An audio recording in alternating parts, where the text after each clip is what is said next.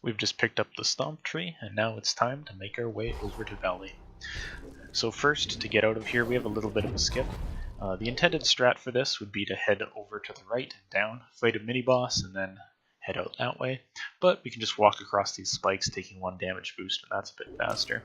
Now, since we just got our health fully refunded by the stomp tree, you always have enough health for that damage boost, so no need to worry there. Now we're going to stomp down here. Stomping is faster than falling in most cases for most distances. When you're falling normally, you have to accelerate and then you hit a terminal velocity of 32 units per second. Whereas when you're stomping, you do the wind-up animation and then you're falling at a speed of 40 units per second. Even after you release the stomp and go into this, normal Ori state again, you're still falling at 40. So for long distances like that, it saves quite a fair bit of time. Pretty much any distance that's about half a screen or a bit less than half a screen, you're definitely going to want to stomp for, if possible, rather than just falling normally. So we stomp down here, make sure to stay out of the poison water if you can. It does hurt still, despite being all clear and beautiful. And then we'll dash out this way. Now we have plenty of energy in this section, so I'm just going to drop a safety save here and there because we still have nothing else to use our energy on. Now we're going to use the frog who got us into Swamp once again to grab an ability cell on our way out of Swamp. And because of the sound bug in this next part, this frog is called Ringo.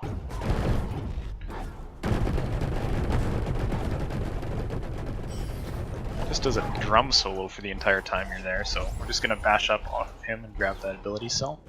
Now if you accidentally kill the frog, you can just kind of do half of that puzzle there, using the mortar worm shots to break open a path that allows you to bash directly to that cell, or you can use your safety save that you placed perhaps just before getting to that frog. Just die and try it again. So carrying on. Continuing to move to the left. Might as well safety save here again, we have tons of energy. And here we get into the Crow cutscene. Now, I should note at this time that this cutscene can be skipped, and there is a link to a video on how to skip it in the description, but it's not necessary and will lose you time attempting it, so it's out of the main path of this video for now. Might as well place another safety save, and now we're going to head up and grab an optional 5th health cell. While you're learning, I recommend taking this one, but later on, that's probably one that you'll cut out. Now we continue to bash down here and grab an optional 5th energy cell. Now this 5th energy cell is actually faster.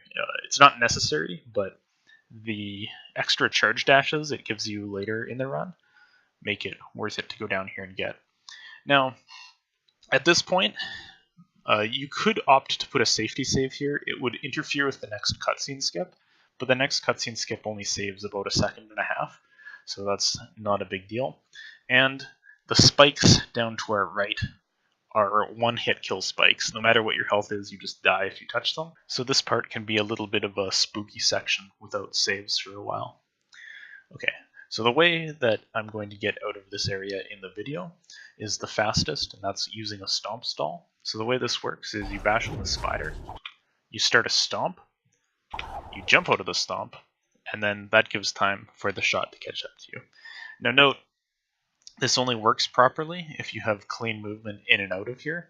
So if you were hung up on like some missed dash or who knows, something like that, the spider's shot will likely get aimed at you while you're still over by the energy cell, and this shot would not come in time, in which case you'll have to opt for a different method. So let's stop the video for a moment and hop into game to show a couple other ways out of here.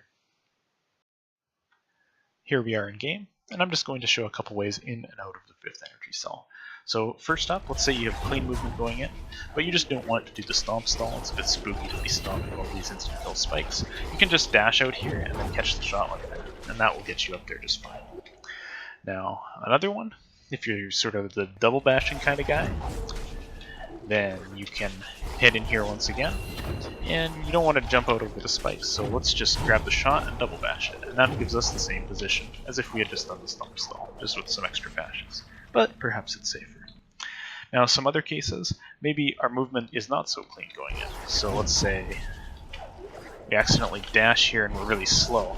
Now the spider's going to shoot at me again, so I got to jump over his shot there, and now he's just kind of shooting. You can wait and then just catch one like that. Just base it off the time that the spider is going to shoot, rather than just rushing out. Because if you were to, do something like this, have messed up movement, and then, assuming you didn't just get killed by the shot right there and you tried to rush out, there's nothing for you. You just hit the spikes and die, and that's a tragic way to end a run. So, that covers that. Let's get back to the video. Alright, so since we showed some of the other methods, let's just rewind a bit and show the full play of the stomp stall without it being paused or slowed down. So here, bash off the spider, stomp, jump, and bash, and then we're up there. Now if you made a safety save just before this, then you can't do this cutscene skip here. The trigger line for this cutscene skip is in line with the wall above us to the left. As you walk through, you'll just be looking at the spider sack. Now this barely saves any time, so it's fine to just take this cutscene and carry on, but it is a little bit faster to do a rekindle through it, so that's what I'll do here. Now we have a little bit of a trick, which isn't much of a trick at all. You can use Stomp to break these charge flame walls from the right. If you stomp them, well, right up against them, and in the top half of the wall. So basically, you just jump to the top half of the wall, do a stomp, and the wall's gone. So we'll use this a couple times here to get through a few of these sea flame walls, since we don't have sea flame yet, but now we do. Okay, I need to wind it back here to show some movement. We're getting down to the charge flame tree, but to get out a bit faster, I cancelled out my bash glide up here, so that if you remember from way back in the Frankie walk, this Frankie will do a high jump because I'm close to him. If I just go as fast as I can over to the left, the Frankie will do a low jump, and then his second jump won't take him into the pit with me. But if I make him do 2 high jumps, he falls down after us, and we can use him for our benefit. Now, I placed a save here just to indicate that you can start a save anywhere during this cutscene to set up for the next cutscene skip. But it's not necessary. You can just save, a bit closer to it if you don't want to do this part moving with a save anywhere up. And since the Frankie is down here, I just bash off of him and get up a little bit faster. If you fail the Frankie bait, it's not a big deal. You just have to sea flame your way out of this area and go around a little bit. You only lose a couple seconds, not so bad.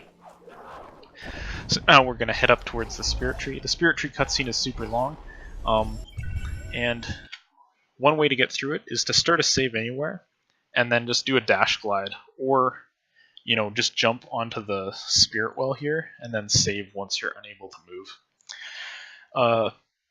It should be noted, if I just rewind this back a little bit so we can see again, that if you accidentally spend your points and you don't get the cutscene skip, you can still skip the cutscene by just placing a normal save, as close as you can on the right side of the spirit well. It doesn't let you save right up against it, but you can save, a little bit to the right and then just hop on the spirit well, and when you're unable to move left at any point further, you can just rekindle and have the same effect as the save anywhere. But the save anywhere is faster. It lets us go for this dash glide over the spirit well, and we need to level up some abilities anyways at this point, so it's just convenient to do so now. So here it is. Dash glide over, level some abilities, reload the file, and that will skip the Spirit Tree cutscene for us. And now that we've made it to the entrance to Valley, let's break off here and come back in the next video.